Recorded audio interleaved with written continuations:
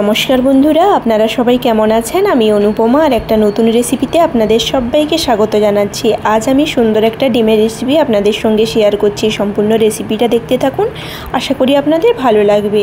দেখুন বন্ধুরা, এই রেসিপিটা বানানোর জন্য আমি এখানে 4টে ডিম নিয়ে নিয়েছি আর 4টে ছোট ছোট বাটি নিয়ে নিয়েছি। ছোট বাটি যদি বাড়িতে না থাকে আপনারা চাইলে মিডিয়াম সাইজের আমরা যে রোজকার বাটিগুলো ব্যবহার করি এই বাটিতেও আপনারা বানিয়ে নিতে পারেন। তো আমি এখানে 4টে ডিম 4টে বাটিতে ভেঙে নেব।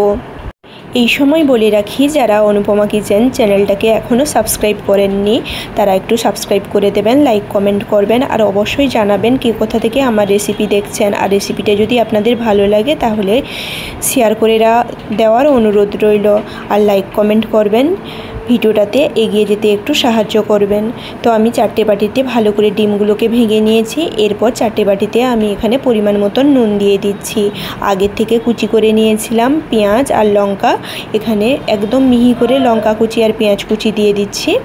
অল্প অল্প করে সবগুলো বাটিতে আমি দিয়ে দিচ্ছি।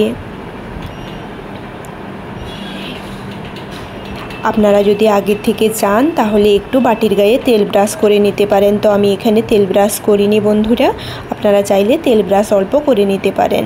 এরপর আমি এখানে কুচিয়ে রাখা টমেটো একদম মিহি করে কুচিয়ে নিয়েছিলাম, তো টমেটোটা দিয়ে দিচ্ছি। চারদিকে সমান করে আমি দিয়ে দিয়েছি টমেটোটা। আগে থেকে আমি চুলাতে বসিয়ে দিয়েছিলাম গরম জল ভাপানোর জন্য। আমি এখানে 4টে বাটি বসিয়ে দিচ্ছি। জলের পরিমাণটা কতটা দিয়েছি আপনারা নিশ্চয়ই বুঝতে পারছেন, যাতে বাটিটা ডুবে না যায় আর পুরোটা যাতে হাফ থাকে আর কি, বাটিটা বসে থাকে, নড়াচড়া না করে। তো আমি অল্প আঁচে এখানে প্রায় 20 থেকে 30 মিনিট ভাপিয়ে নেব।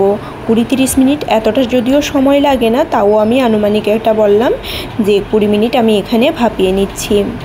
ভাপানো হয়ে গেছে দেখে নিশ্চয়ই বুঝতে পারছেন, তাও একটুখানি ঢাকা দিয়ে আমি নামিয়ে নিচ্ছি।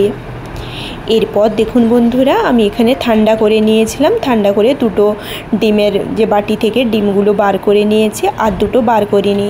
আর দুটো বার করছি কীরকম করে আপনাদের দেখাচ্ছি। একটা ছুরির সাহায্যে চারদিকটা ঘুরিয়ে নেব। একটু তেল ব্রাশ করে নিলে ভালো হতো, নিচের দিকে আর লাগতো না। তো আমি এখানে যেহেতু তেল ব্রাশ করিনি, হালকা একটু বাটির গায়ে লেগে গেছে। আপনারা চাইলে একটু তেল ব্রাশ করে নেবেন আগের থেকে, তো বাটির গায়ে একদম লাগবে না।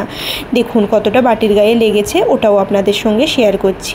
অল্প একটুখানি বাটির গায়ে লেগে গেছে। তো সেই একই কড়াইটায় আমি গরম করতে বসিয়ে দিয়েছিলাম। এখানে আমি পরিমাণ মতন সরষের তেল দিয়ে দিচ্ছি। সরষের তেলটা গরম হয়ে গেছে। এরপর আমি এখানে রোজকার যে মশলাটা আগের থেকে করে নিয়েছিলাম ওটা আর আপনাদের সঙ্গে শেয়ার করিনি। পেঁয়াজ বাটা, আদা বাটা, রসুন বাটা সব কিছু দিয়ে পেস্ট করে নিয়েছিলাম। তো আমি এখানে আমার পরিমাণ মতন মশলাটা দিয়েছি। আপনারা যে যতটা পরিমাণ বানাবেন সেই রকম মশলাটা দিয়ে দেবেন। অল্প নাড়াচাড়া করে এদিক ওদিক করে ভালো করে সুন্দর করে ভেজে নেব।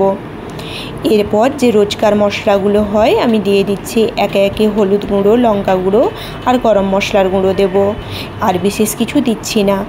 আবারও বলে রাখি, যারা অনুপমা কিচেন চ্যানেলটাকে এখনও সাবস্ক্রাইব করেননি প্লিজ তারা সাবস্ক্রাইব করে দেবেন, লাইক কমেন্ট করবেন আর অবশ্যই জানাবেন রেসিপিটা আপনাদের কেমন লাগলো। দেখুন বন্ধুরা, ভালো করে আমি ভেজে নিয়েছি।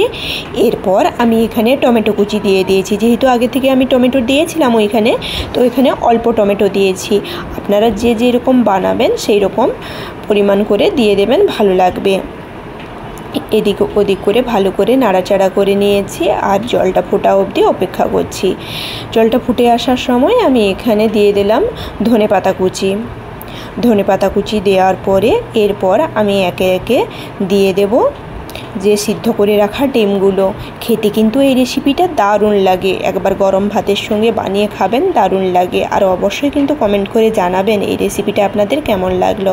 পরিমাণ মতন এখানে আমি নুন দিয়ে দিচ্ছি। ঝোলটা খুব সুন্দর ফুটে এসেছে। খুব বেশি যে জল দিয়েছে তা নয়, অল্প জল দিয়েছিলাম, তার জন্য আর একটু জল অ্যাড করে নিলাম আমি এখানে খুব ঝোল বানাবো না, কারির মতন গায়ে মাখা মাখা বানাবো।